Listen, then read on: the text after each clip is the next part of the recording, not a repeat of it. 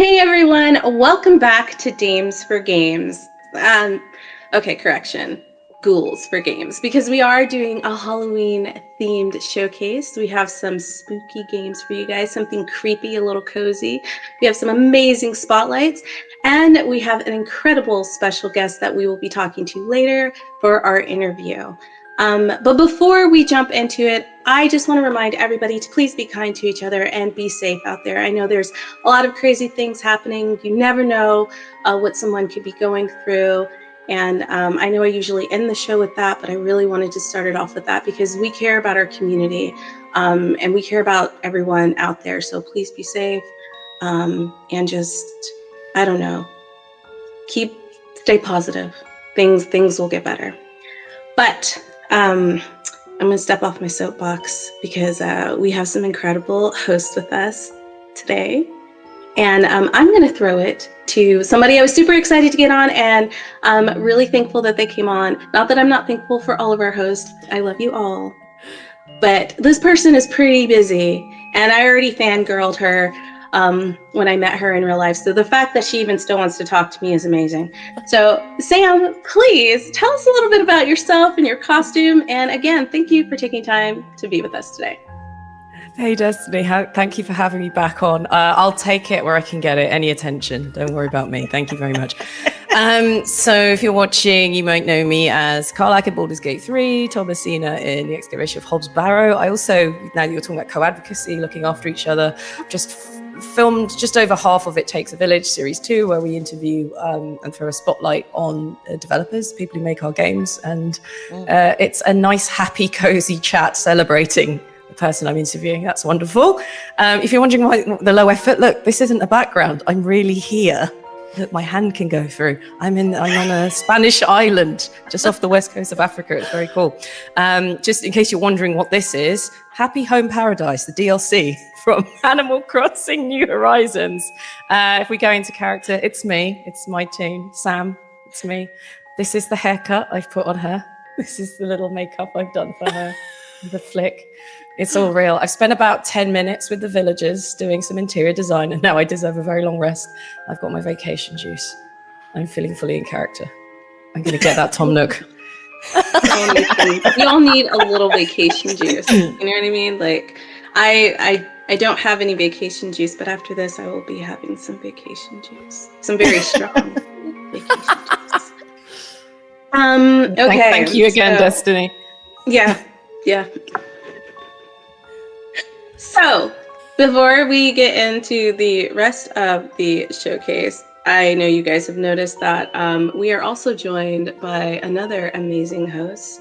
I'm very happy that she came on because she was talking about how much of a headache she had before she jumped on.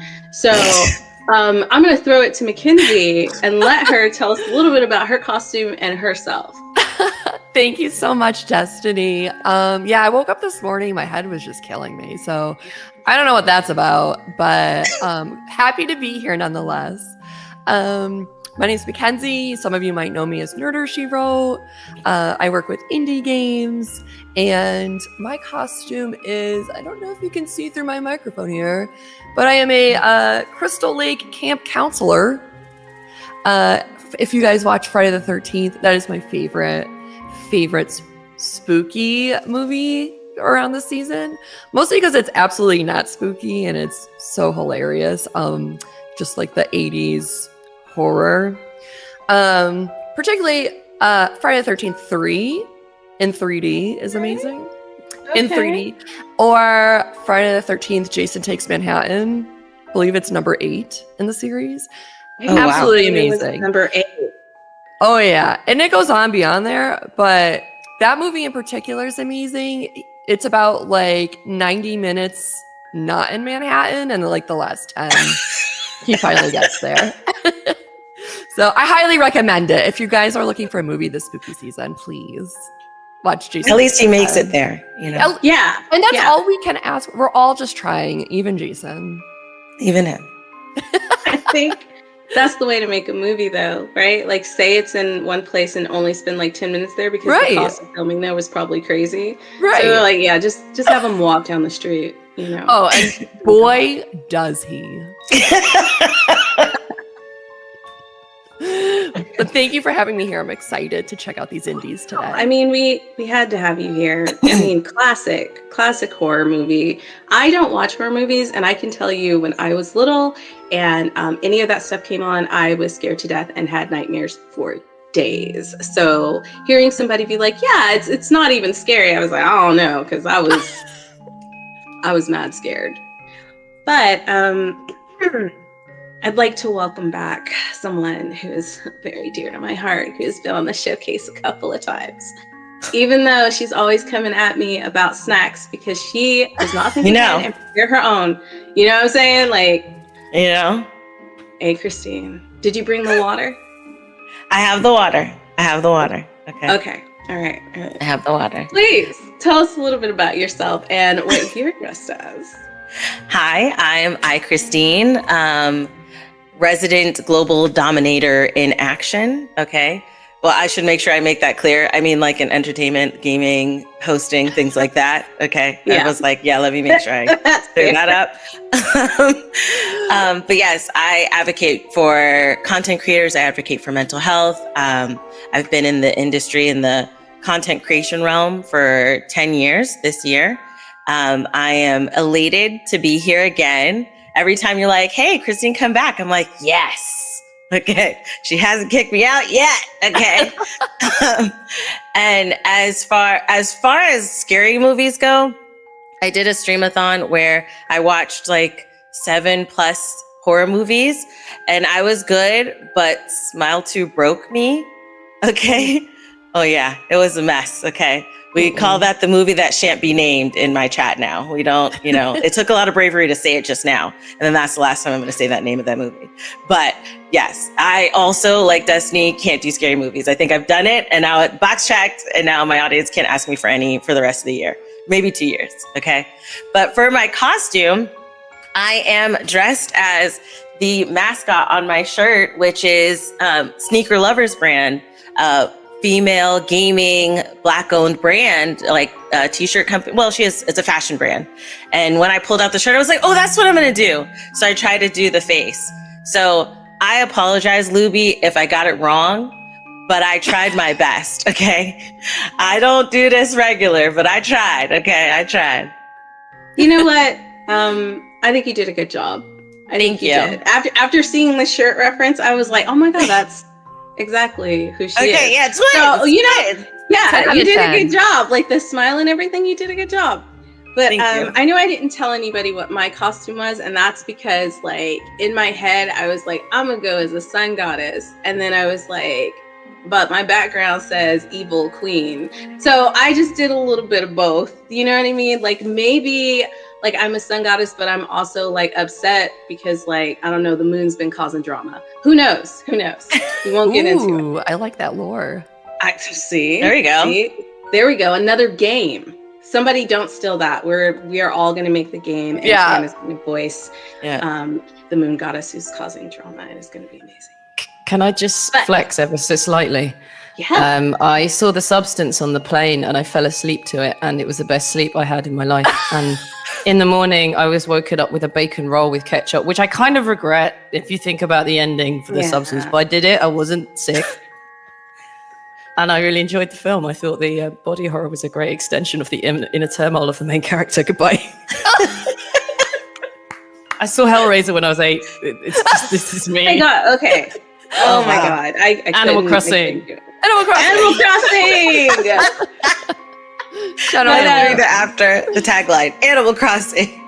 This is perfect though, because what we have up next, what we're going to be showing you, there's some coziness. You got the little Animal Crossing coziness going on, but you also have some downright horrific things that have come from these amazingly talented creators. So with that being said, also donate to Dames for Games. Okay, now for real, with that being said, let's jump into these developer spotlights and make sure you have the lights on because you're about to be wowed.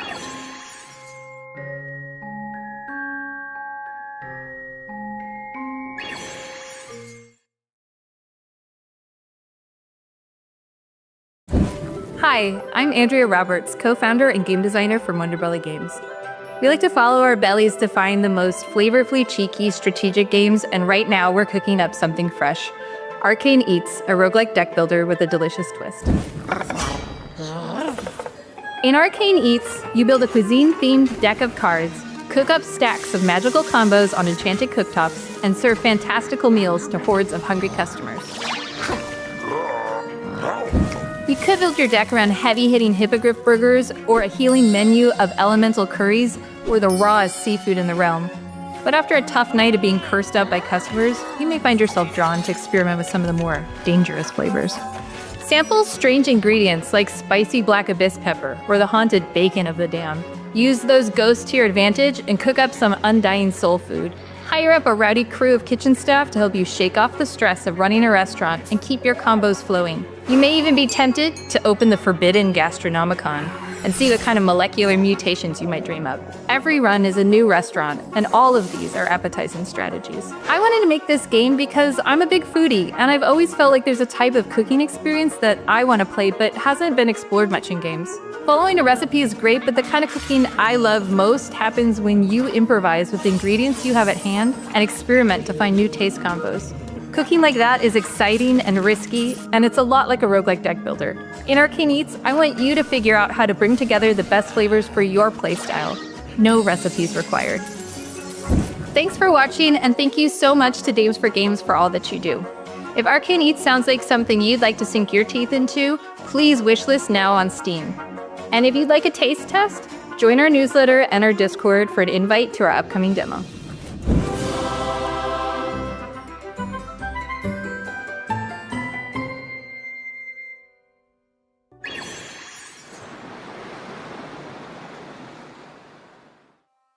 From the very first moment, you step into a dark and beautiful world full of challenges, symbols, and hidden meaning. Hello everyone, welcome to Ayasa Shadows of Silence, a journey into a world where mystery, horror, and puzzles intertwine in an incredible way. Picture yourself exploring 6 distinct worlds: faith, hope, love, greed, indifference, and betrayal, each with its own wonders and challenges. In this game, you'll embark on a quest to restore balance to a troubled world. Inspired by the imaginative works of artists like Tim Burton, Robert Zemeckis, René Laloux, and many more, our game blends dark fantasy with simple elegance, transforming every level into a vibrant story waiting to be uncovered. Prepare for gameplay that's both challenging and rewarding. Utilize special abilities such as time management, invisibility, and energy control to solve intricate puzzles and outsmart lurking dangers. Discover hidden paths using a light and strategically navigate shadows to overcome obstacles in your path. Ayasa Shadows of Silence is more than just a game. It's an emotional adventure. As you explore, you'll uncover secrets, meet unforgettable characters, and think deeply about big ideas. Your choices will shape the story, revealing surprises and new journeys at every turn. In the world where every shadow hides a secret waiting to be uncovered and every light illuminates a new path forward, the fate of Ayasa rests in your hands, where each decision leads to new discoveries and adventures. The soundtrack is deeply inspired by Armenian composer Komitas. His music balances darkness and light, the exact tension our world lives in. The score carries every emotion and makes the atmosphere breathe. From lighting to music, every level's atmosphere and narrative turned gameplay into storytelling. So you don't just watch the story, you play it. Thank you so much for watching. We hope it resonates. Your feedback keeps us connected to everyone who believes in Ayasa, Shadows of Silence. Thank you to the Dames for Games October Showcase Festival for featuring our game. We're honored to share this journey with you.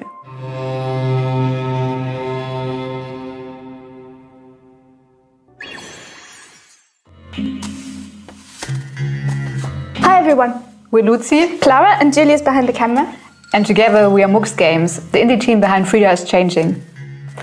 Frida is Changing is a spooky point-and-click adventure. You play as Frida, a 14-year-old who's furious and determined to find out what happened to her missing sister. The whole village is full of strange glances and locked doors and nobody really wants to talk. So you'll be sneaking into conversations, digging through puzzles and piecing together the messy past that everyone hopes will stay buried. And all the while, time is running out. The next full moon is getting closer. This game is very personal to me. Creating the story and Frida as a character feels powerful because I can finally create the female lead I've always wanted. A girl who is allowed to be angry, even though society often discourages women from showing anger or voicing their opinions. Frida is Changing is a story-driven game, so we have a lot of interesting characters and witty dialogues. But we didn't just want to have those little boxes at the bottom of the screen. We're all struggling with our attention spans, and we knew we needed something maybe a little more engaging. So dialogue fills the whole screen, comic book style. Characters shift their poses, speech bubbles change shape and size with emotion, and little emoticons pop up when things get heated. When you choose what to say, you don't just click a button, you press and hold big animated arrows shaped like emotions. Every choice changes how people treat you and where the story goes.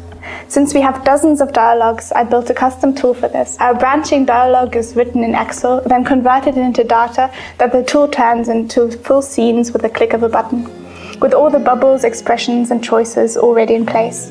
That way we can focus on making conversations feel alive without spending months placing every speech bubble by hand. Frida is Changing is spooky, strange, and very close to our hearts.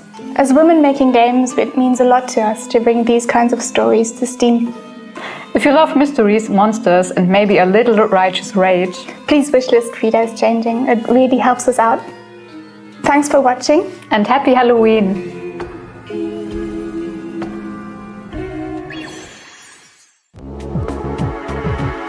Hi everyone, my name is Xinyi Huang. I'm a costume designer, illustrator, and theater director from Shanghai. I'm also the primary illustrator and character designer for Psyche and Fuse. Psyche and Fuse is a brand new RPG horror adventure game which follows in the footsteps of classics like Ip, Yumeniki, and The Crooked Man. You play as a wanderer tasked with uniting worlds and their past selves in an interdimensional adventure into the deepest depths of the mind. Explore unique worlds filled with threats, puzzles, and horror, and unravel the mystery behind 2.5 gods at war. My role in the team primarily consists of designing all of our wonderful characters, drawing cutscene graphics, and creating the little map sprites which fill up our world. I'm passionate about creating characters that don't stick to traditional gender norms. I like focusing on clear shapes and strong personalities, rather than adding lots of detail. I'm also very interested in developing my own visual style, and I enjoy challenging trends, so that my work feels more honest and personal.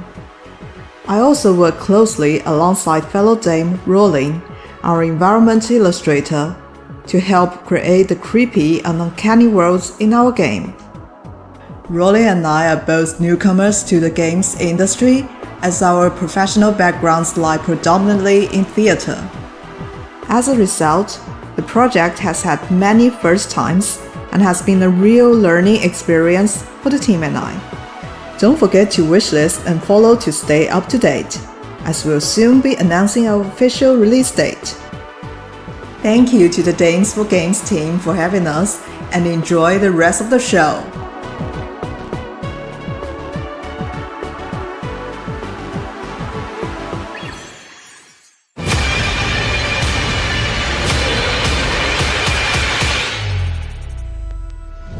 Hi, I'm Marta, lead programmer of Mug & Cheese Games. I'm part of the team behind Void Martyrs, and my job is to make sure that the game feels as terrifying as it looks. We're really excited to be part of the Danes for Games showcase. I think it's so important that women's voices in games are visible in spaces like this. And my work on Void Martyrs focuses on building the mechanics that keep the players on edge. As a programmer, I spend my time turning wild ideas into working systems. I'm the one making sure that the code behind Void Martyrs works. Most of the time. Void Martyrs is a grimdark survival horror where you play as a novice nun in space. The game blends tense exploration, resource management, and combat in a handcrafted story. At its core, Void Martyrs is about balancing faith and survival in a hostile, collapsing world. One moment you're scavenging for resources, next you're fighting for your life against twisted enemies. The fake system changes how you play. Whether you're insanely or cursed affects the tools that you craft and the choices that you make. Every decision matters, from conserving resources to deciding when to fight or when to flee. We drew inspiration from games like Darkwood and Signalis, but gave it our own twist. Void Martyrs is built to feel tense, atmospheric, and story-driven. It's been both challenging and fun to bring this strange mix of survival horror and space nuns to life. Thanks for watching. Please wishlist Void Martyrs on Steam. It really helps us share the game with more players.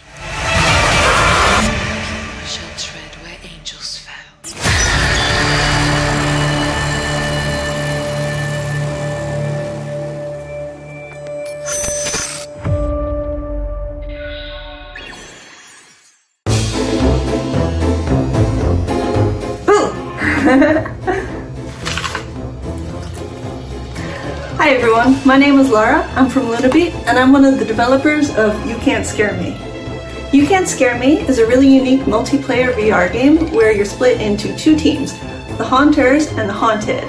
The Haunters have to scare the Haunted and make them scream, and if the VR headset's audio detects a scream, the Haunters get a point. Haunters have the ability to turn invisible, and they can use scary costumes and traps to really give the Haunted player a good scare. It's an unusual concept for a game, but it's a lot of fun to play, kind of like a scary hide and seek. There are 5 of us that worked on the game, and my role was designer and team lead. I did a lot of the administrative stuff. I got the team together, did lots of paperwork, lots of organizing and planning, and then I helped design the actual game itself. I laid out all the levels, and also I worked on some of the 3D models. The inspiration behind our game was horror movies. We created 8 classic spooky locations for players to explore and hide in, like a creepy hospital, a cabin out in the woods, and an eerie liminal space, and our favorite, a haunted theme park. The traps and costumes are really fun too. You can set them for other players to encounter, and there's tons of different traps, like swarming bugs, flying knives, monsters that chase you, and more.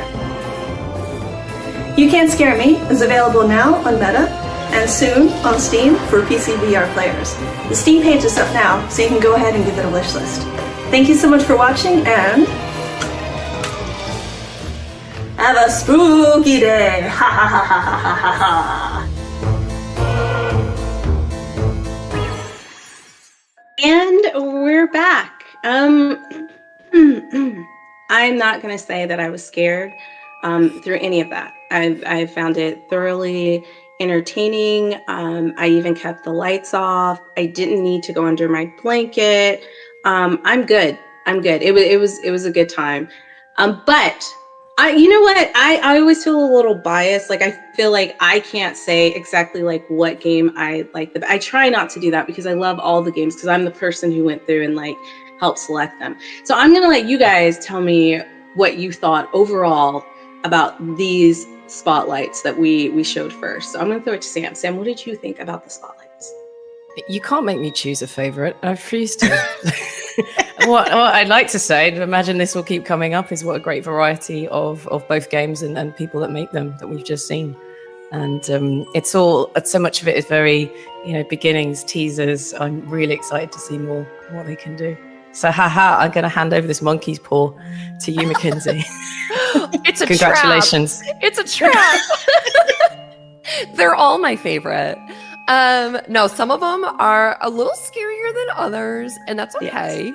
Yes. Isaiah, I don't know if I'm saying that wrong. Shadows of Silence, that one looks like the bomb.com. And Arcane Eats, it's like cute spooky, which I also appreciate. So it's like both spectrums.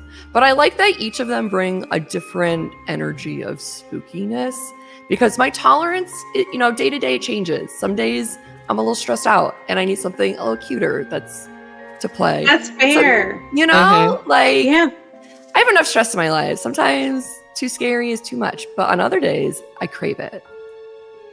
And there were some good ones here. Christine, what about you? So I also agree. I feel like Ayasa, Shadows of Silence. I was like, let me make sure I try to say that right too. Hopefully one of us is getting it. I hope so. That one I thought looked really, really cool because it looks like the baby of like Little Nightmares and Journey, because it was like the creepy, miniature person with these big monsters. But then it seemed like there were kind of picturesque moments where it kind of seemed serene a little bit.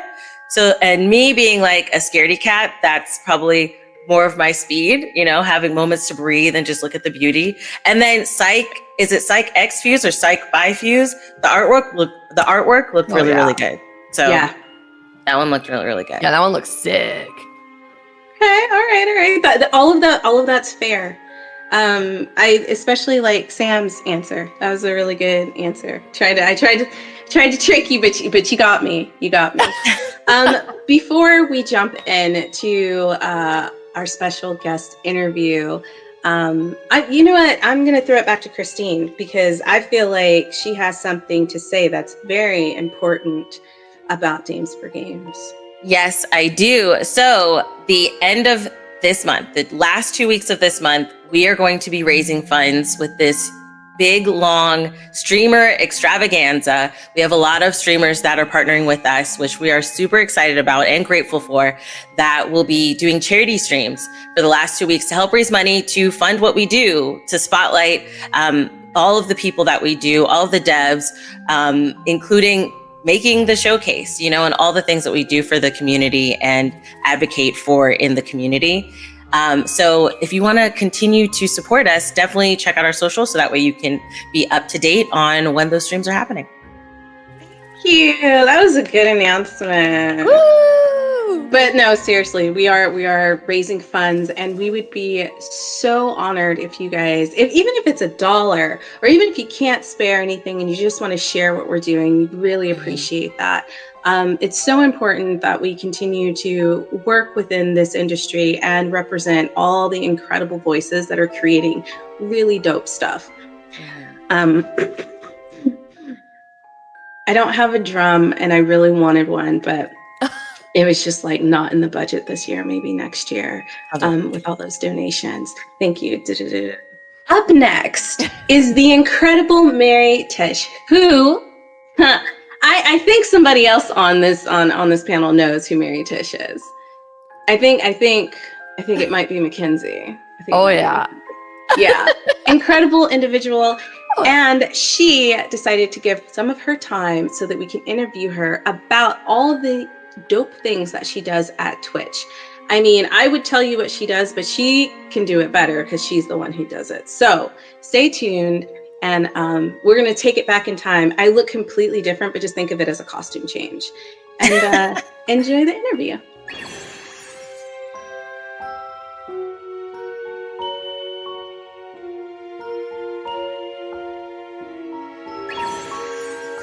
Hey everyone, welcome to our special guest interview. I'm super excited to be introducing Mary Tish, who's done a lot in the industry, and you may not know what she's done, but we're going to jump into it because she's kind of like, I don't know, your fairy godmother who's making magic happen behind the scenes.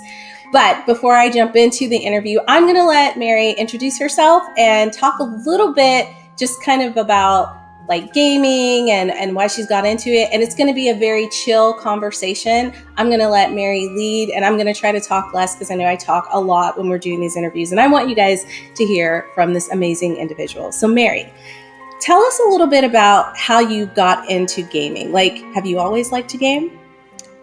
Thank you so much for having me, Destiny. I have to just start saying I really appreciate being here and having the opportunity to speak to your wonderful audience. I have been a gamer my entire life, and I've been in the games industry for over a decade now, which is really incredible to say out loud.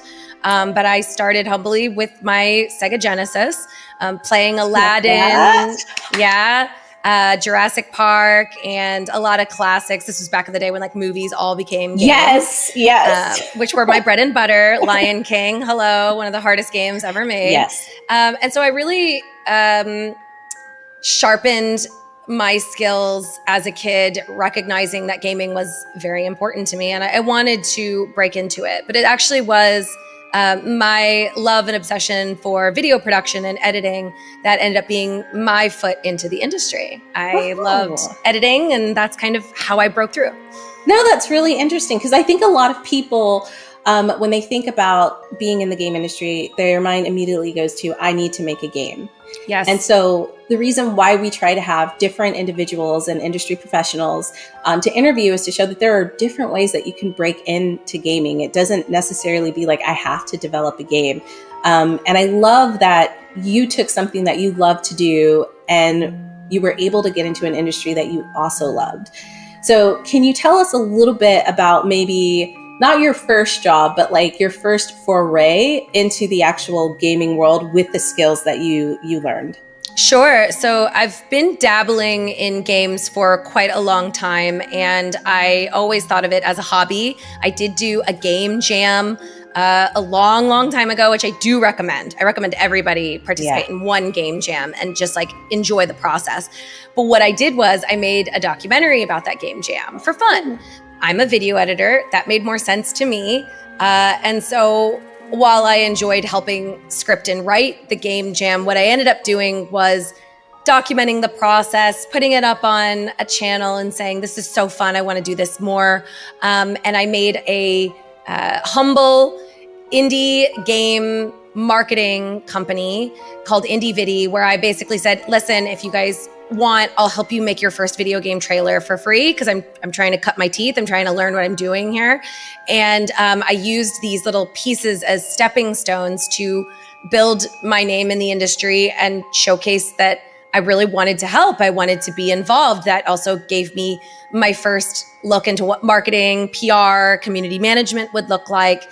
And during all this process, I ended up making a bunch of different games for a bunch of game trailers for some wonderful games. And I compiled all this footage. Sometimes I would play the game. Sometimes I would react to the game. Most of the time it's just footage. I got an opportunity to apply to GameSpot.com, which is a video game review website. Yeah. And I had all this footage. And I said, here's a really good example of all of the different skills that I would offer. If I worked there, I can edit, I can produce, I can host. Here's 20 videos that I've cut, and they loved the game jam video, which is really good. They were like, oh, this is like documentary work. This is really fun.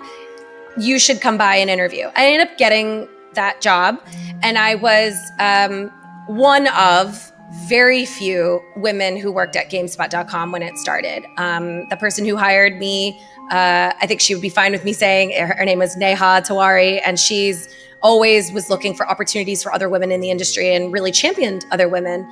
And so being hired by her was kind of life-changing and a huge game changer for me to have this space where I could show my perspective and also my skill sets. Everyone else on the video editing team were boys, but I was really holding my own and was able to like review these games or edit reviews and start live streaming. What I found is that I love live streaming the most. Mm-hmm. Super fun, crazy to be able to figure out what happens live and never know what's going to happen next. And I became addicted to live streaming, and I ended up making my own live streaming site for myself on Twitch, where I would stream for fun. And I would basically just stream games 100% just for me, because I wanted to be able to game, but I wanted it to be associated with my name and not the company. Right. Yeah. I think that's really smart because you're building your own brand, right? Yes. But I love the fact that you brought up that you got hired by a woman who wanted to champion other women in the space. That's so important.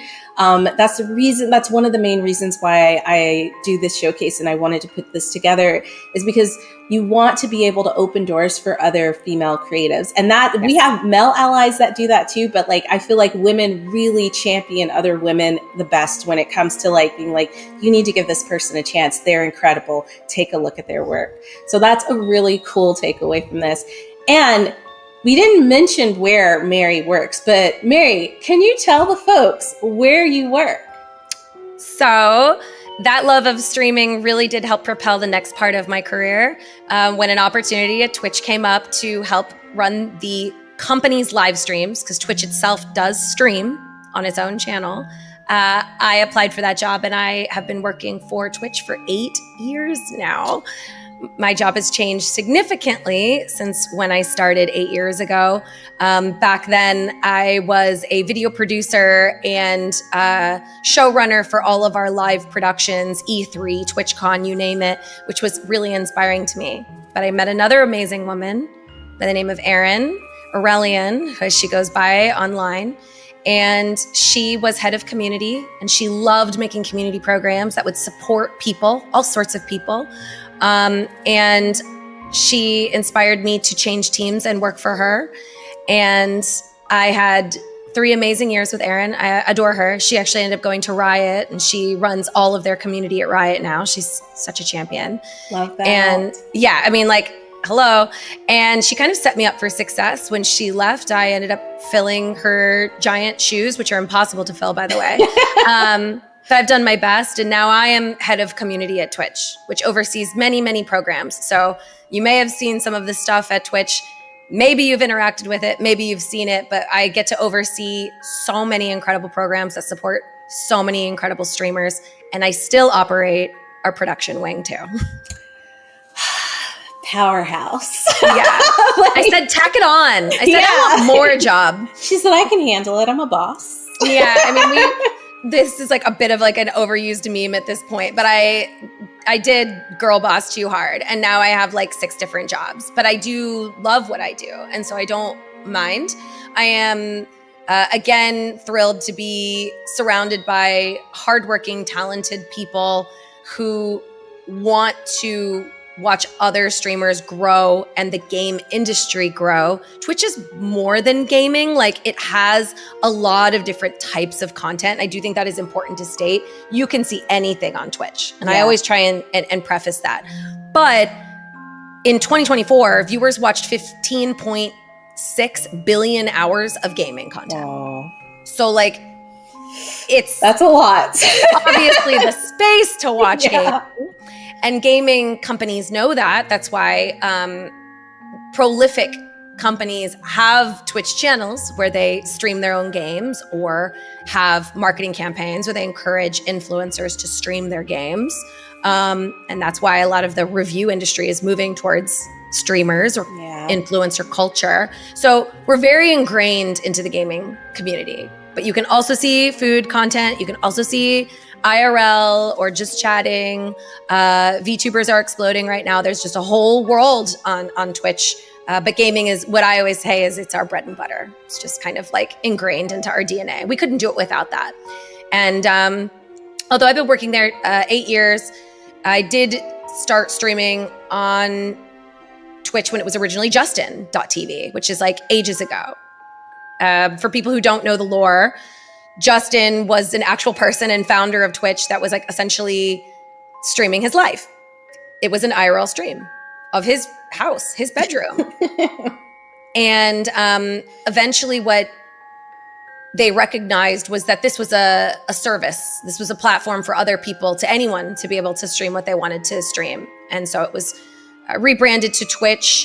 And in the last 8 years that I've been there, it has really expanded to finding your people, finding your community, and hopefully either having a fulfilling hobby that you get to share with other people, or potentially, and often, a career opportunity for people who want to be able to make money sharing their passions with others online. I love that. I love the fact that I don't think a long time ago, I'm not going to age myself. I mean, I have multiple times, but I don't think Twitch was such a phenomenon when it happened. And it's still growing. Like, it's crazy. And there are people who love games so much that they have like a regular 9 to 5, and they're like, no, but I got to get online tonight and I have to stream for about 4 hours. And it's not even that I have to. It's that like, I love playing games. I'm going to play them anyway. So why not stream and build a community? We have been so lucky to have streamers from Twitch come on and like help us raise funds, co-stream our showcases. And it's just been such kind of like a lovely and magical experience to see how dedicated all of these individuals are to their own communities and how their communities are dedicated to them. I would say publishers, if you're a publisher and you're out there listening, you need to have your own Twitch channel. You need to like work with these developers and build these communities, because I feel like that's what Twitch is. It is like this amalgamation of all these amazing communities of people who love. If you're looking for your tribe, stream, because you'll find it. And it doesn't matter what you stream. There's a lot of people out there who are like, oh, all I play is Stardew, or like, I don't play really interesting games. I will be up at like 3 a.m. in the morning because I can't sleep. And if people are watching other people eat food, people will watch you play whatever you want to play. It's true. On a game. Or if you just want to do art or whatever, like, just like you were saying, going back, it doesn't have to be a game. It could be sketching. It could be drawing. It could be just talking. The amount of people I see on just chatting where people are just sitting there. Like, I think the other day I was looking on Twitch and it was Kai Sent, and he usually has like the biggest amount of people watching him, and it was just chatting. Kai is incredible. Yeah. But he was just like on a couch on his phone. Yeah. But on the side, all these people who love watching him, they're all a part of this huge community. They're still talking. It's still a place for people to meet, even if he's not directly interacting all the time. And I think that's really, really cool, because I don't know of any other place that really has done it as well as Twitch has. Our community is prolific. It is iconic. It is irreplaceable. We have like invented terminology. You will hear kids say, hey, chat, as they're hanging out with their friends. That is just kind of coined phrases from us being so ingrained in culture, not just gaming, but just in youth culture now. Kai, as you had mentioned earlier, coined the phrase Riz. Yeah. And this is like something that we hear people say all the time, but Kai said it. Like, he was the original inventor of these phrases that we're hearing people say. So it is really prolific and kind of just throughout. It's just ingrained in so many spaces now. We have 105 million average monthly visitors. And so when you're catering to a space of that magnitude, something that you said that's like really important to me is, how do you find your tribe? How do you find the people that you identify with? It doesn't always have to actually be the streamer. It could be the chat in that streamer's channel. Or maybe somebody in that chat DMs you and is like, oh my God, you actually should check out this club or this opportunity. And so a huge portion of my job has now become, how do I help like-minded people find their tribe? And I've spent the last 6 years, I think, really focusing on that. I do that in like 3 major ways right now, which is location. I'm a gamer and I'm in Atlanta, Georgia, and I want to find other gamers in Atlanta, Georgia. So we made a meetup program where you can find other gamers in your city and you can actually meet with them at events that are sanctioned by Twitch. Cool. And you have to log in through your username. So if you behave badly, we can take action on your channel, which is cool. That's fair. So that's 1. 2, identity, which are the most important to me personally, and the ones that I think have been the most important just in the span of my career to see the value of it. So we've established guilds for Black creators, women, Latin and Hispanic. And we just recently launched our LGBTQIA+ Congratulations on all this. Thanks. I remember talking a little bit about that and like how amazing. I've had some conversations with some of the people from the guilds, but like, it is, the love they have for each other is very, very strong. And it's so strong. It's wonderful how like they defend each other, how they're there for each other, because the world is a crazy place. And I think it's okay to have spaces where you find like-minded people, and like it's just those spaces for women, or just those spaces for because like they walk through life and experience different things, and like they want to find other people who can share those experiences, and that's very important to have those safe spaces. So I love that you've been able to create these guilds. I'm sorry I cut you off. I know no, it's fine. The third one was interest. So clubs, or we both love charity, and then we like find each other through that, right? Or we're both like obsessed with Elden Ring. So that's the third one. But the second one is like where I've honed most of my skills in time, because they're very important, but they're also very we have to be very delicate. Yeah. You can't just launch a Latin guild. You need to understand the nuances of that community and understand like what makes a space safe. Yeah. We have to be very careful with who we invite in. We have to be very careful with our rule sets and making sure people feel comfortable, supported, appreciated by the company. And I think a lot of that work is done by our guild leads. So a big shout out to the leaders who help make these guilds what it is. But I'm really happy and honored to say that Twitch does support these. These are financially supported guilds. So a guild leader does get paid for the work that they're doing. That's great. I do believe it is paid labor to run these programs and to support them and to make sure people feel good. So that's been a huge focus of ours, and we're really proud of them. And I'm As really you should excited be. about it. Yeah, As you should be. It's awesome. There's not a lot of spaces that are doing what you guys have done with the guilds. And I think that's really, really something that speaks to how Twitch is trying to make sure that their community is inclusive and as welcoming as it can be, while also recognizing that different people and different groups have different needs. So kudos to you for that. I love that you guys got that off the ground, and it's still growing. I always hear such amazing things about it. But we are getting close to the wrap up. Before we end, though, I know that there's an event that you guys throw that's absolutely bonkers. I have not been yet, but everybody I've talked to I gotta get you to it's go. amazing. I'm gonna go. I promise. Yeah. Next year I'm gonna be there. But can you talk a little bit about TwitchCon and how amazing it is before we end the interview? Sure. TwitchCon is chat IRL. It is absolutely a wild place that you actually kind of have to see to believe. And I know a lot of people who are like, oh, I've heard of it, but I haven't gone. And when they leave, they're like, I get it. I actually get how weird this place is and why it's so important. And you get to see the blood, sweat, and tears of mods who hug their streamers for the first time after modding for them for years, or club members, or people who are all obsessed with the same game, cozy game, like meeting each other and crying over it. Is a very special place. And I really do encourage everybody to consider going at some point in their careers. TwitchCon is twice a year. We usually have a European one, which has historically been in the Netherlands, but it can go into other countries. And in sorry, I've like totally lost myself. San Diego, of course, San Diego, and it's in San Diego. We keep it there just because everybody loves it. Yeah, it's like the weather is always amazing. Yeah, and the burritos are spectacular. Oh my god, the California burritos! I used to live there. I miss it so much.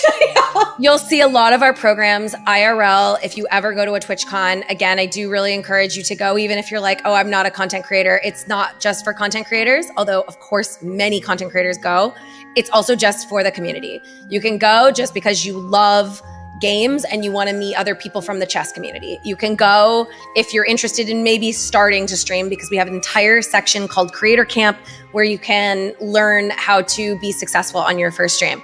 And if you are interested in meeting other women, other BIPOC people in the community, our guilds are there. We have our own space and we really throw down. And it is just a wonderful community of love. And I welcome you.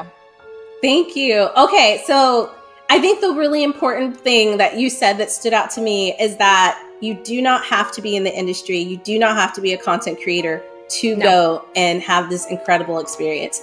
So if you can go, save up your money, save up your bits and your coins, try to go to San Diego or try to go to the one in Europe. I know I'm going to be trying to go next year. I'm saving up all of my tip money, couch change, whatever I can find, so I can go and experience it, because I've heard so many great things about it, and I really just need to go, honestly. I think that's a wonderful suggestion. I hope to see everybody there. And if you are really like, oh my God, I'd love to, but money, just like PAX, we do have an open call for content. If you submit content, like I want to do a panel and it's selected, you get a free ticket. There you go. To do your content. So that's a sneak peek, a little tip to make sure you can get that badge. You just have to pay attention to our call for content. You can do that by following our social channels. Make sure you're following the social channels. And now, since we are at the end, if people want to keep up with you, Mary, and like what you're doing with Twitch, where should they follow? Where do they get that information? Well, I am on most major social channels, Twitter, Instagram, Blue Sky, under my name, but it's spelled MERRYKISH. So Mary Kish. Aww. And I also stream every Monday, usually indie games.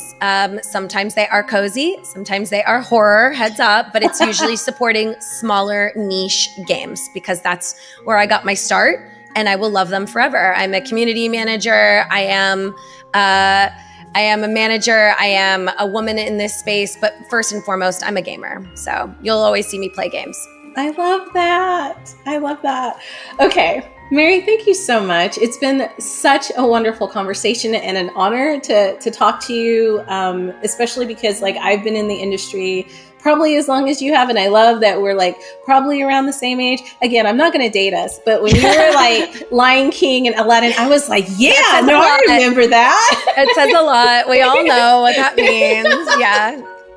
But no, really, this has been such a special moment on our showcase, and I literally, I'm going to pat myself on the back. I really feel like I bring the most amazing people to our showcase to talk about the industry and what they're doing. So everybody out there listening, if you want to get into content creation, just do it.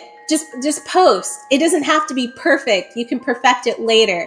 And, follow Mary, follow what Twitch is doing. They are trying their very best to make Twitch as welcoming as possible. There are like toxic people out there, but there are some amazing people out there too. Yeah. So, Mary, thanks again for coming on and talking with us. And we will talk again. You always have a place here at Dames for Games if you ever want to jump on and talk about or play any games with us. And yeah. So guys, thank you for having me. Thank you. No, you're totally welcome. I always hate when I like cut people off because I get like, I'm like, oh my God, the time's running out. But you know what, whatever. We can sit here forever. It doesn't But guys, thank you so much. Mary, there's another Mary on the other end who's our producer. You guys never see her, but I like randomly shout her out sometimes. She's amazing name though. Yeah. I know, it's such a good name. I'm a little jealous. Yeah. Should be the 3 Marys. But yeah, guys, stay tuned. We have much more to come. And I know I'm not in costume right now, but when I come back, I'm going to magically be in costume again. And we will continue with our Halloween bash. So see you soon. Bye. Hi everyone, I'm Shy, also known as Pink Fairy Blossom, and I'm so happy to welcome you into this edition of Dames for Games. Now, we're celebrating an amazing lineup of women, femme-led games, artists, and creatives who are bringing so much heart into the creativity to the screen. Think of this showcase like a little garden stroll. Just like here. Every game and creator is a new bloom, waiting for you to discover. Now, whether you're here to find just a new indie or just soak in the good vibes, you're right here where you belong. Let's grow into it together and kick off this showcase, guys. I know I will.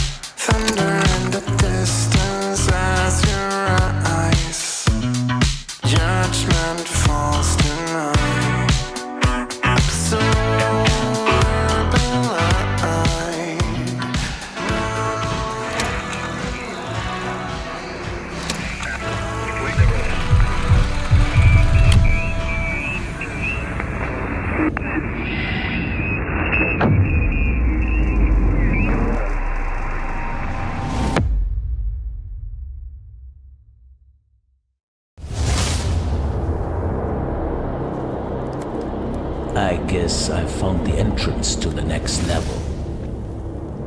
Good, then you know where to go. However, I wouldn't go up there without the proper equipment. You better look around thoroughly down here before we continue our conversation.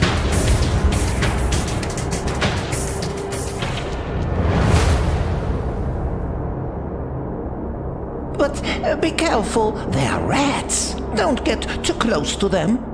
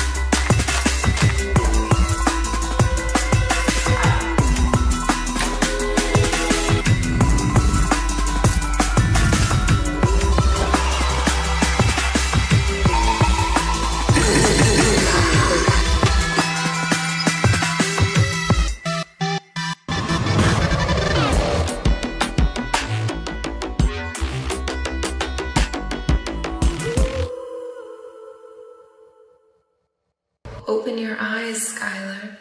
The sun is rising, and the crown calls.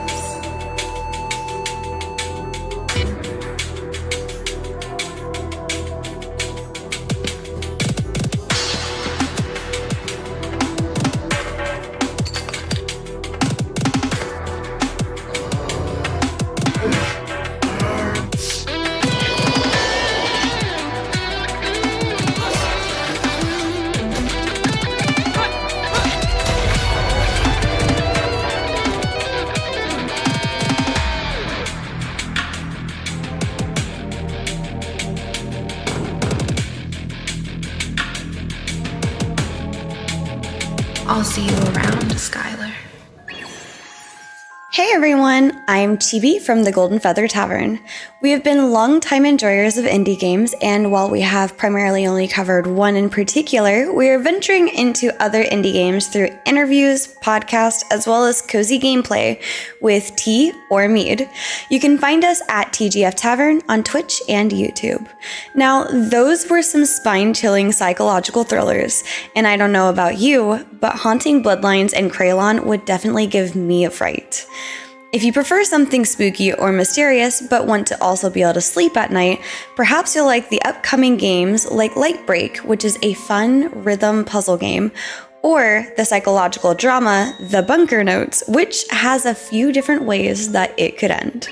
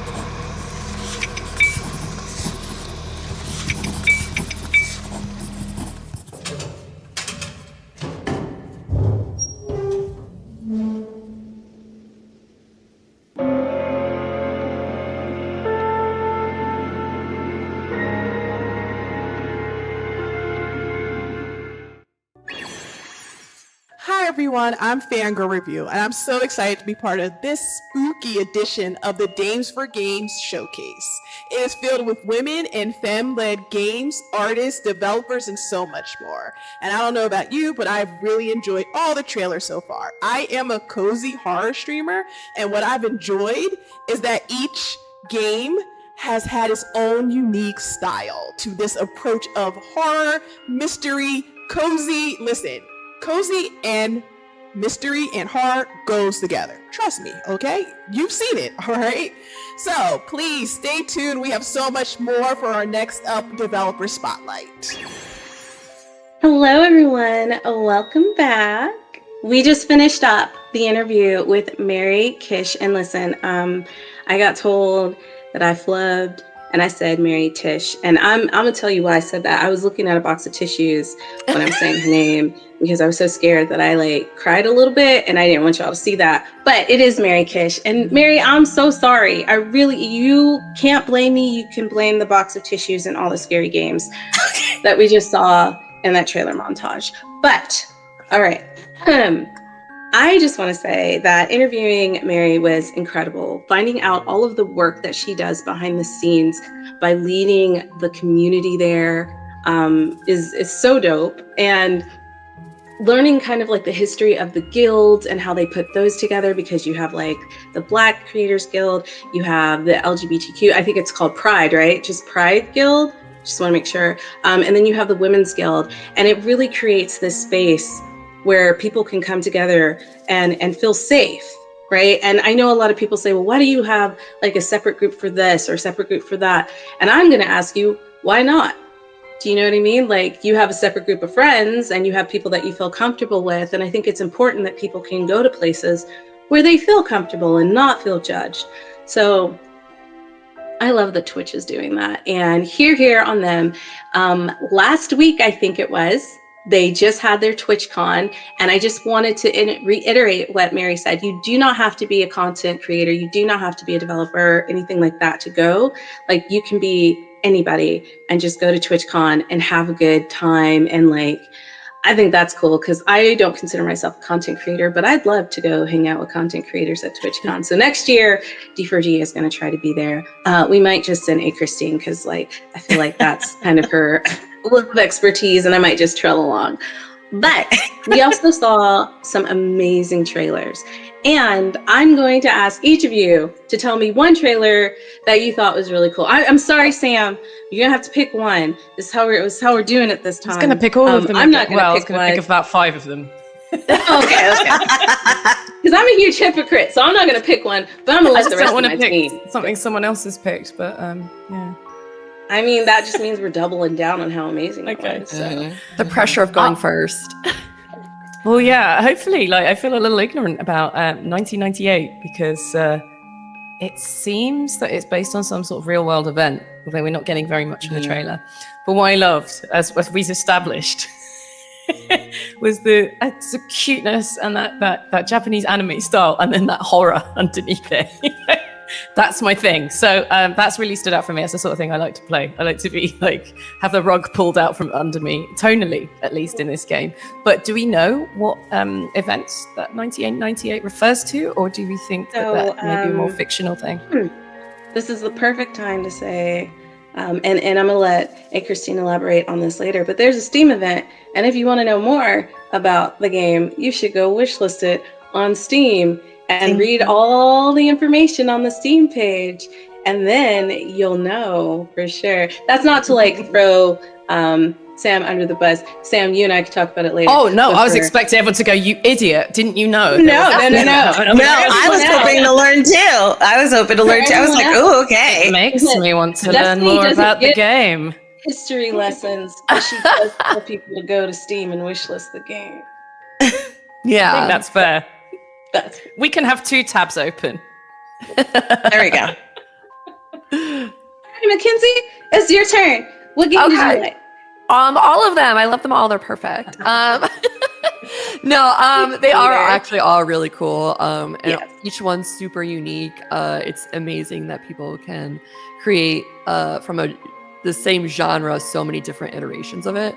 But one that stood out to me was The Dropouts. I'm such a sucker for like those like kid stories that are set in like a weird Stranger Things type setting, like the bicycle kids with their backpacks. And then this one is Choices Matter, which is I'm also a sucker for because it's so much replayability, I imagine. So that one, I'm like, gimme. Okay. I'm like terrible at those because if I make the wrong choice, I have anxiety through the rest of the game. So that's how I played Baldur's Gate, just letting you know I saved 1 million times. I was going to say, like, how did you get through that game? How many save game files do you have? I thought, like, super random, guys. I know we're going to go long on this, but I thought that my goal was to save Karlach. I was playing with 2 other people. Okay, they spent hours with me playing this game. And I did something in the game, and I thought I wasn't going to be able to save Karlach, and I was like, I'm done playing. And they were like, are you serious? Because it was my save. They're like, are you serious? I was like, if we can't figure out how to save her, we're not playing the game. So then they all started researching. Yeah, they all started researching, and we did figure out how to save you. Because listen, the game just would not have been finished. You're welcome. I appreciate you that. deserve it. That's why she's here today, because you Right. That is why she's here. I owe you a lot, Destiny. Yeah. We don't talk about this publicly normally, but but yeah, Mackenzie, I'm like you, a bit of nostalgia. It reminds me of Life is Strange as well. Yeah, that 80s nostalgia. I'll shut up now. Thank you. Christine, which one stood out to you? Okay, so I took notes, okay? Because there was like a few, all right? So Krelon, hopefully I'm saying that right, or Krelon, and Haunted Bloodlines, terrifying. They both look terrifying, okay? Terrifying, super scary.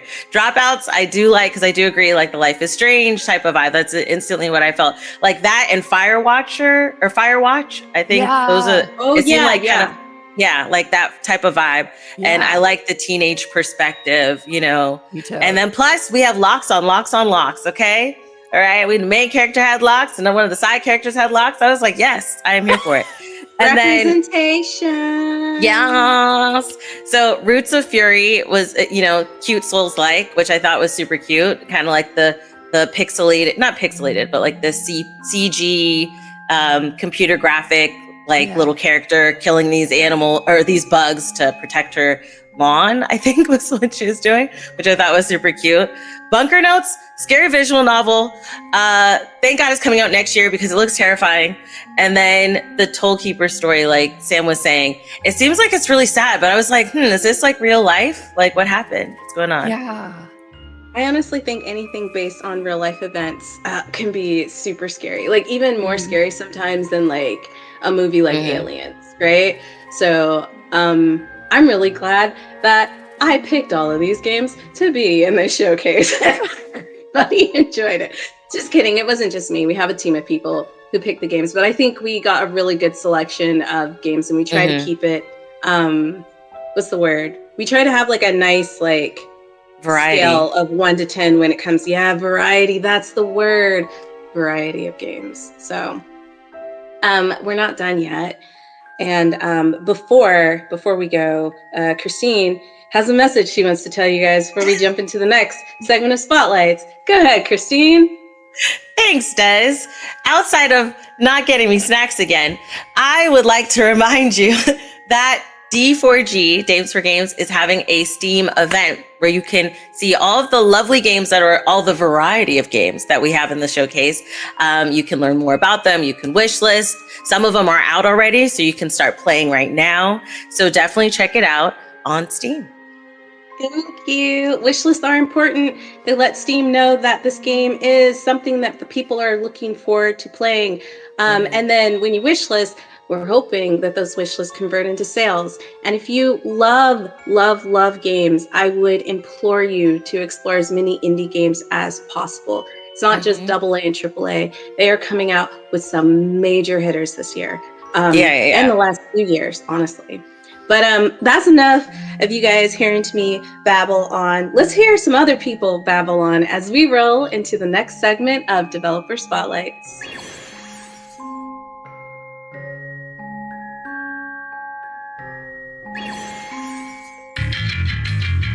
Hi everyone, I'm Begum from Taylora, and we've been working on Holy Shoot, and thank you for letting us be in the showcase as well. We really appreciate it. We're really happy about it. To tell you a bit about the game, Holy Shoot is a roguelike FPS that's super fast-paced and filled with chaos and humor. We had a bunch of fun while working on it. We do hope that you'll have as much fun as we did while playing as well.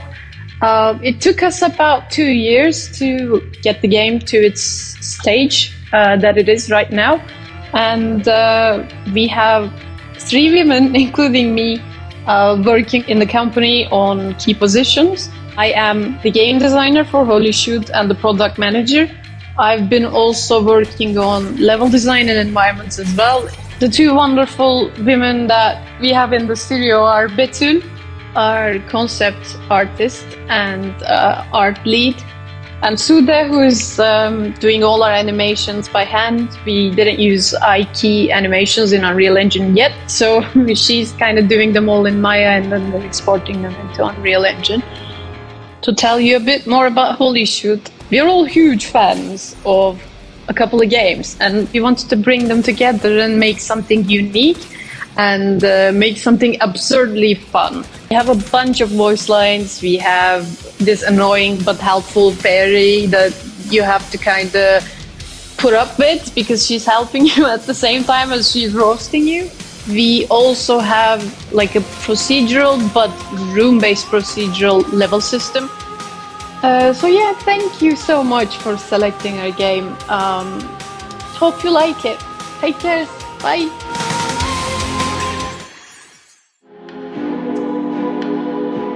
Greetings from the void. I'm Tonic, artist and writer for Old Flower Games. Unfortunately, I'm doing something we're told never to do as indie developers. That's right, I'm making my dream game first.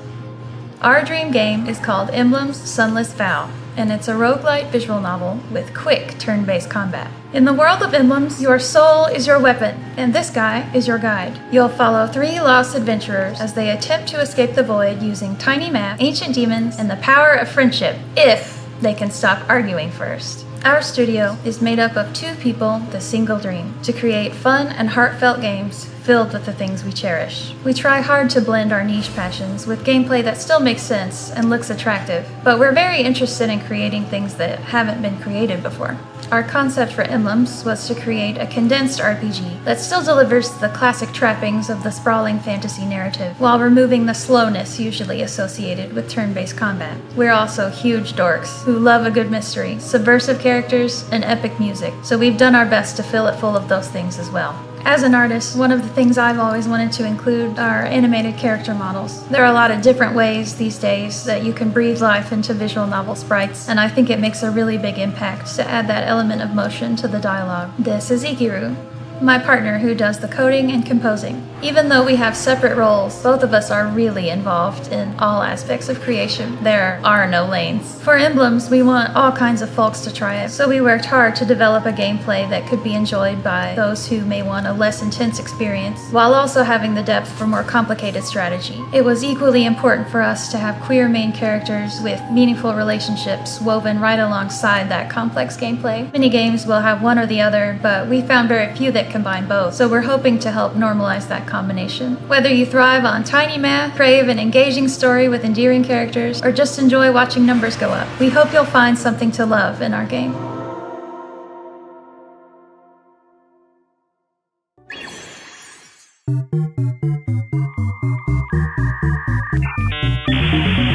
Hi, I'm the Qualia dev, and I am Intellica's #1 employee. Qualia is an interactive fiction game inspired by sad robots, Infocom, corporate dystopia, cats, and what it means to be human. There are 6 endings, over 20,000 words, over 300 possible unique playthroughs, and the weight of extreme existential dread. Not to mention, I created a 30-page employee manual in my DLC and made a 5-part ARG that still has not been solved. Intellica is the sort of dystopian tech company that has set up this exam. So 2 participants are going to be looking at a question and answering it, and you have to decide if their answers are either artificial or human. It was really, really important to me as I was writing these questions that none of the answers were right or wrong. It is all 100% perspective. I'm not gonna go into it too much, but that's what Qualia is. It's all about your unique experiences based on any of your senses. They're going to be unique to you specifically. So when we're judging these 2 participants based on their answers, we're not looking for right or wrong. We're looking for what feels the most human. I come from the film industry, so I kind of had to work backwards in this game. I knew that I was going to make a text game because I'm a writer, and it was something that I kind of learned as I was going, that when you are writing a game, bigger can actually mean taller, or I guess wider. I don't need to tell the entire story in one playthrough. With this type of branching narrative looping game, I can add more details and secrets in the different playthroughs. So as somebody goes through and they experience one ending, they can go back, play it again, get a completely different ending, and learn a lot more about the world that I created. It was really great to see that people loved that. There's really nothing like people being able to experience something that you've written and have it touch them so deeply. People told me that the game made them cry, which, now that's gonna make me cry. Remember, when intelligence isn't enough, just think happy. You can play Qualia right now for free on Steam and itch. You could play it in your browser. You could play it on your phone. You could play it on the toilet. I hope you enjoy it. Thanks!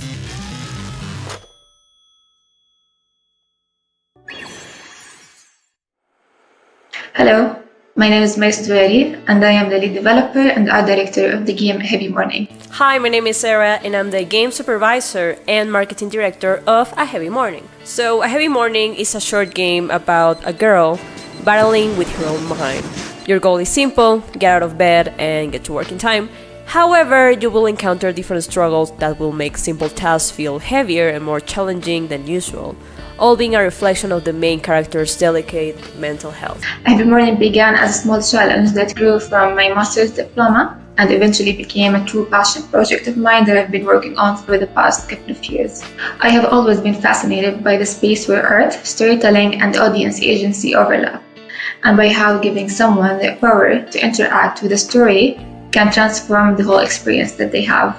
Turning this concept into a video game with the interaction element felt like the perfect way to break down the barrier between art and its audience. The game is 100% hand-drawn and traditionally animated, with an unconventional art style that imitates paintbrush textures and dull colors that, depending on the choices you make in the game, the colors will turn brighter or darker. Our goal with the game was to create something that could be fun and visually pleasing, yet also serious in a way, heartfelt and deeply personal. I wanted it to be a game that not only tells a story, but also touches the player in a meaningful way. Really hope you enjoy this experience. Thank you so much, Danes for Games, for giving us a spot here at your event. We're very happy, so please wishlist A Heavy Morning is coming out very, very soon. And yeah, see you. Bye!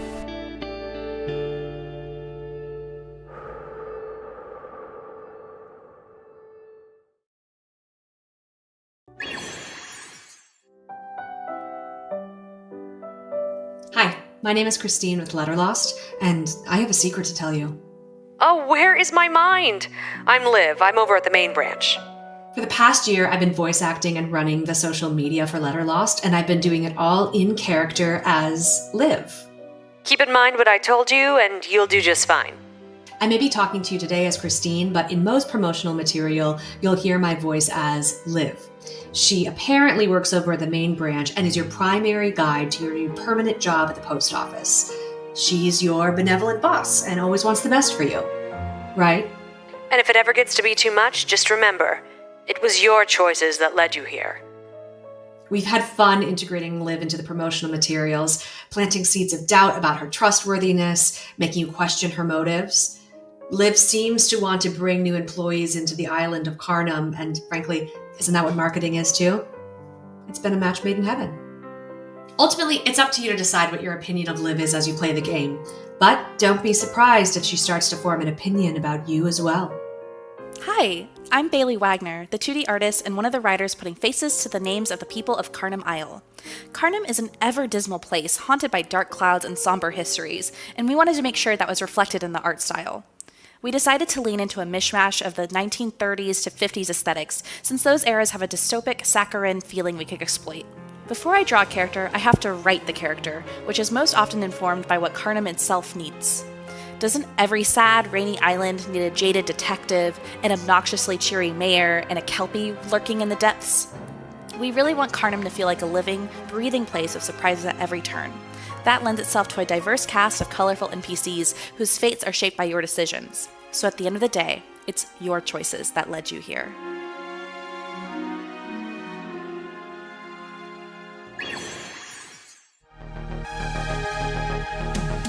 Hi, I'm Isolde. I'm the creative director of the Pixel Rats, a two-people indie game studio. We are working on a stealthy platform adventure called Kyo Bunny Tyranny.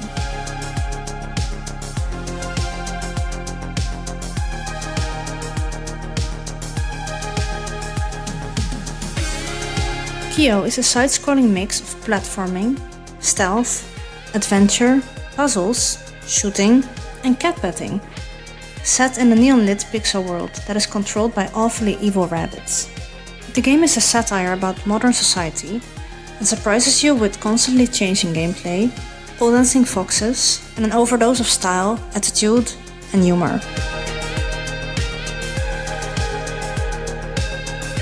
Before this project, I had no experience with game creation or pixel art, but I taught myself pixel art using Sprite and pictures of Tokyo. My partner is an experienced developer, and he created our own game engine from scratch. I use our level editor to make the levels and the cities. All our assets are 2D, but we wanted our pixel art to jump out of the screen as if it's 3D, and shadows that affect the gameplay. So we created a sculpting tool to generate normal maps and other data needed for dynamic lighting. This is my little work area, and as you can see, I'm a huge fan of Japanese anime, art, cute plushes, and all of this was a big inspiration for the game world. Side note, when I'm not working on Kyo, I'm usually pole dancing because that's my other favorite hobby. I had a lot of fun making the cats and the foxes do moves on the pole that I could only dream about doing myself. What I love most about making games is thinking about how people will feel when they're playing it. In making Kyo, I try to make it a journey for people where they never expect what's coming. You can try it for yourself.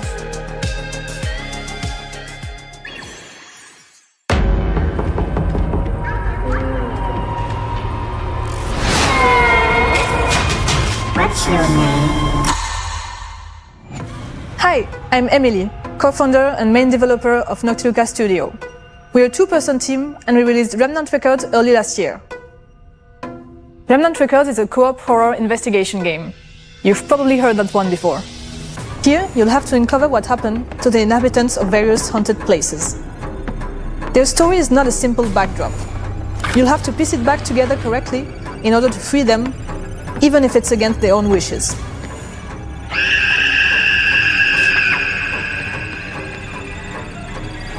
There are 4 roles for you to play as, each with their abilities and skill trees. The crafty cartomancer can use cards to trap or trick the ghost. The ingenious electrician has a varied toolset to light her path, whatever the conditions. The medium has a deep connection to the dead. And the bodyguard is, well, a problem solver.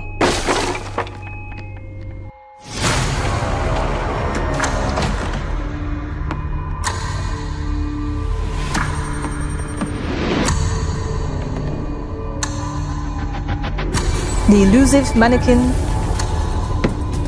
the dimension-traveling reflection, the playful orphan.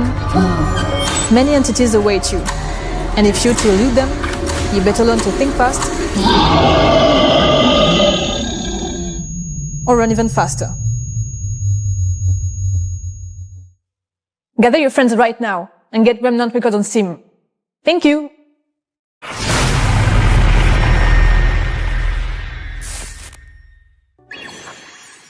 We're back. We are missing one person, but they may or may not come back, and that's not because they don't want to be here. It's because we've scared them. Literally, like the last segment of Spotlights was just too intense, and so they needed a break. So, Sam, I'm so sorry. I didn't mean to freak you out like that. I did kind of warn you that some of the stuff was scary, but yeah, Sam may be back once she calms down from the fear of like this entire showcase. But I'm going to throw it to Mackenzie. And yes, I'm going to ask you, Mackenzie, and no, you can't cheat. Which Spotlight, which game caught your interest? All of them. Don't tell me what I can't do. No, I'm going to do what I want to do. I'll do what I want. No, I love Letter Lost. Might be a little biased because I'm working with the team, but it's kind of like a Paper Please meets Inscription, and it plays off as like a totally normal post office employee, but very quickly you will realize there is much more going on. And then if I could pick a second one, Remnant Records looked really, really good too, and really spooky. Plus it's multiplayer. So that one is like, let's get the gang together. Let's go. Let's all scream together. I love me a good multiplayer game. Love yes. It. Hi, Christine. What about you? Me, this I'm going to do the opposite. The other ones I picked one. This one I'm going to say all of them. I love the dev spotlights, because I love when we get insight and they talk about it, because I love watching like interviews and stuff like that, and people talk about the projects they're working on and what inspires them about it and what they love, what they hope people will receive from it. So I will say all of them. I really love those. But before we move into the next thing, okay, actually going into the next thing. Guys, we're doing this shimmy. Hold on. We're doing this shimmy because I talk too much and I need to know like when we need to stop. And so everybody's shimmying to let me know that I need to wrap it up. Okay, Christine, I'm sorry. Okay. I'd like to introduce our next guest host, which is Krista from Wings, who will be introducing our Star Player segment, which I'm really, really excited about. Okay. Yes, our Star Player segment is focused on all the... What am I telling you? I'm going to let Krista tell you. Krista's really good at telling you what the Star Player segment is about. So stay tuned, and yeah, we're going to throw it to Krista. See you guys in a bit. Hello everyone, I'm Krista, also known as It's Lunaloo on the internet. I've been working in the video games industry for a while, doing a handful of different fun things. Right now I'm a freelance community manager for a bunch of really cool games, and I also work for Wings, an incredible organization who invests in amazing games made by women and gender marginalized developers. But enough about me. Wow, we've been treated to so many amazing game trailers, and also the talent of all of these developers. Truly inspiring. But now, it's time for the stars of the show.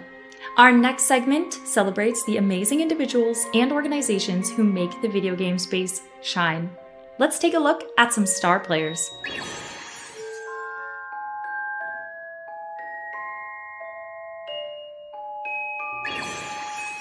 Hey, my name is Jamie, but I also go by Swiper on the internet, and I play through games, check out gaming news, and discuss what could be next for the industry.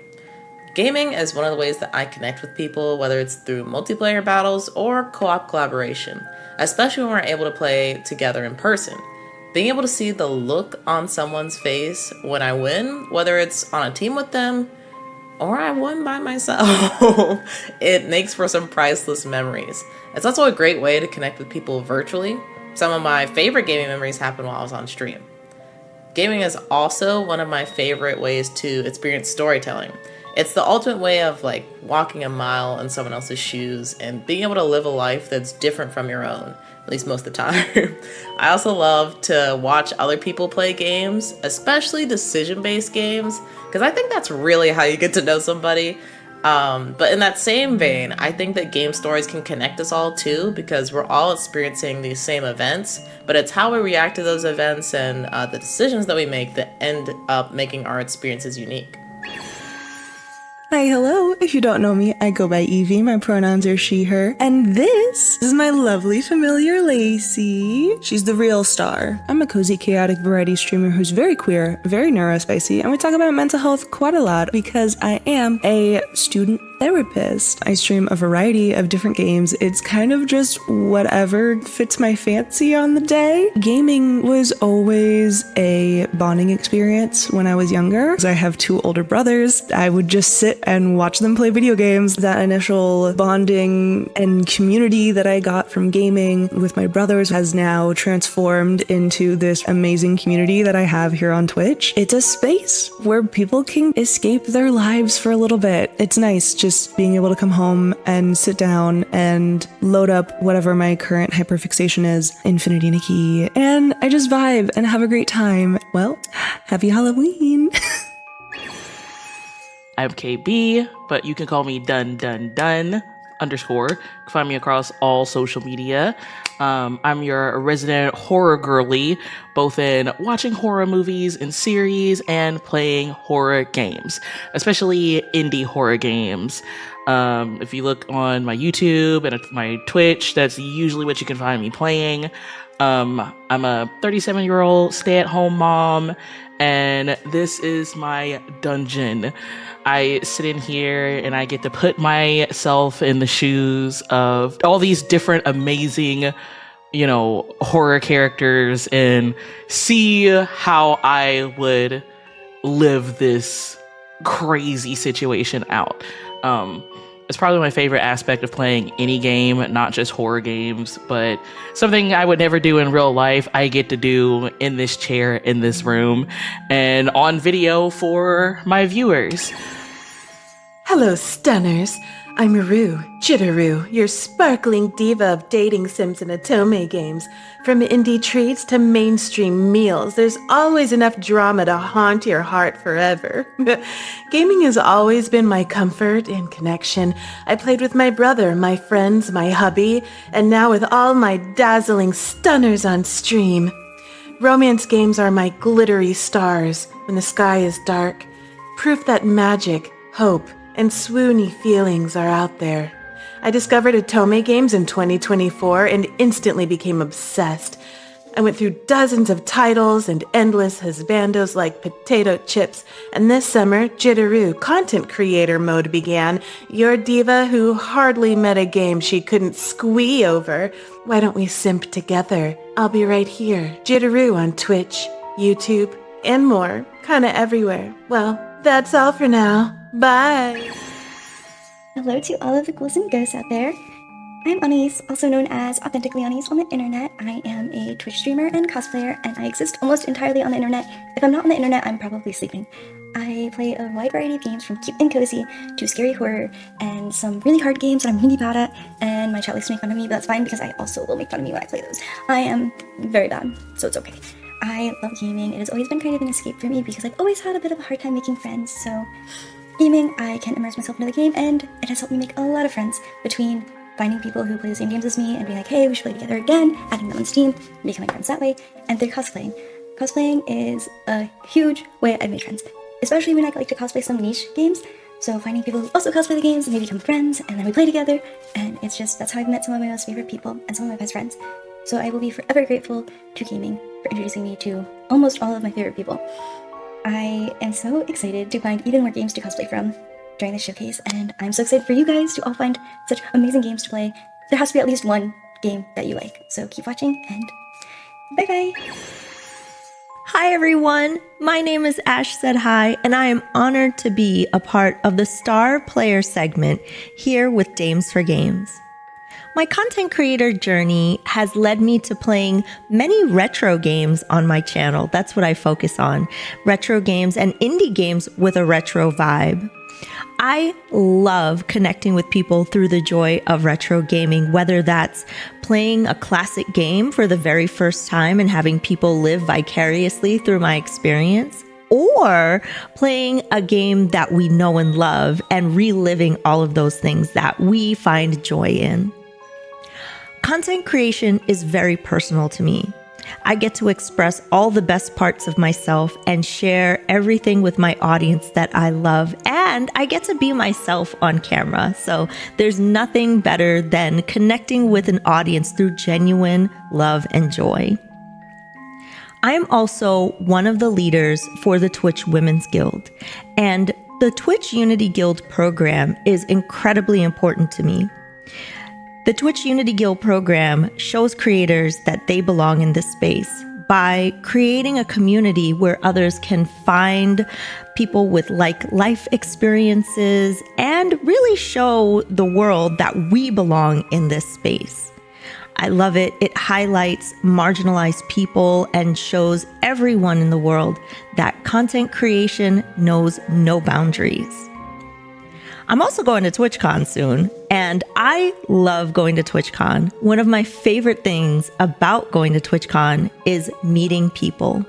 I believe that the magic of Twitch is connecting with people on a human level, and going to TwitchCon, I'll be able to say hi to all of my friends, and we get to learn through panels, or we get to hang out and just have fun. It is one of my favorite times of year. Upcoming, I have a lot of cool things going on. I'll be hosting at DreamHack. I'll be doing a charity stream with Starlight Children's Foundation and many other awesome things. I've been big into building and doing puzzles and playing all kinds of cool retro games. So hopefully I can see you all soon on my Twitch channel or somewhere online or maybe at a convention. So until then, don't forget to tell your friends Ash said hi. Bye-bye. Guys, we're back. And I just want to say thank you to everyone who has tuned in for our Dance for Games, just kidding, Ghouls for Games showcase. I want to thank Mackenzie. I want to thank Sam. She would be here, but Tom Nook, you know, he's you know Tom Nook. You know Tom Nook. We know Tom. She went back to the island and she's working up some stuff.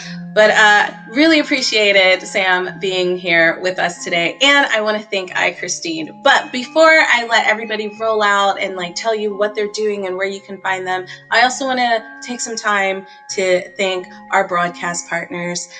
You guys are incredible. Thank you so much. With your help, we're able to reach larger communities and we're able to showcase these amazing developers. I also want to thank our sponsors. Thank you so much for your help with your donations, with the funds that you provide. I keep seeing people walk behind you and it's like so quickly, Mackenzie, it's like a horror movie. It's kind of scary. It's part of my spooky background, you know. No, I love that. I love that because I'm like, it's happened a few times. I'm like, I hope she knows that they're there. You know, as long as we're not wearing Jason's mask, I think I'm okay. No, you're good. You're good. I saw a dog, and anytime there's a pet, you're probably sad. But oddly enough, his name is Indy. Oh, but I got thrown off because there's stuff happening in the background.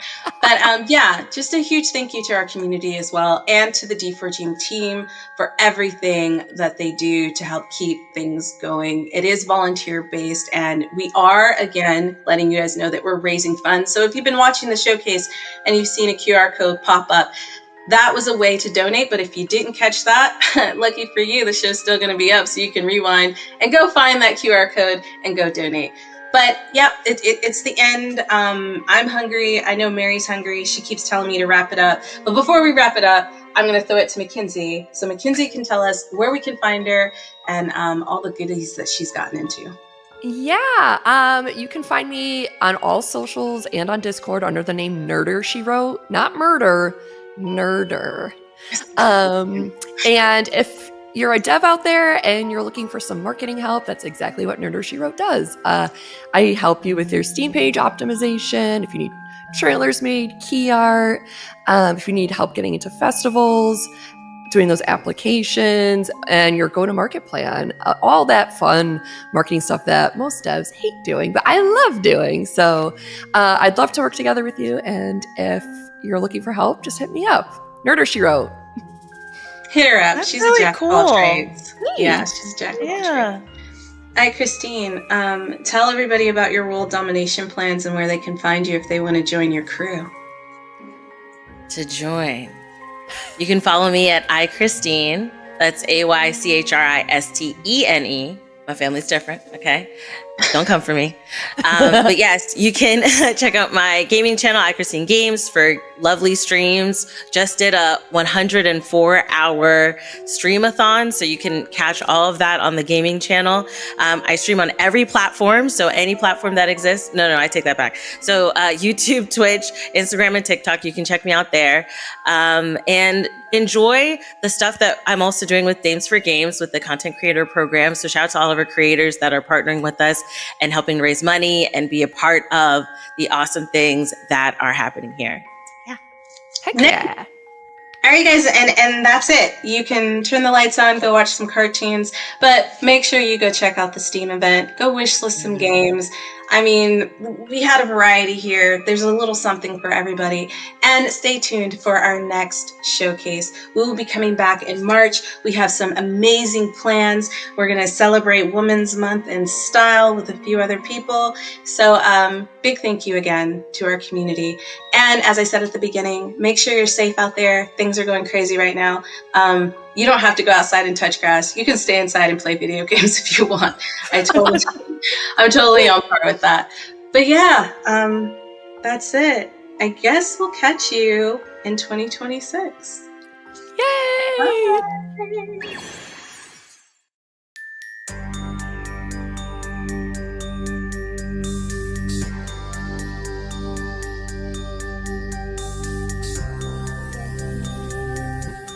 Are you happy?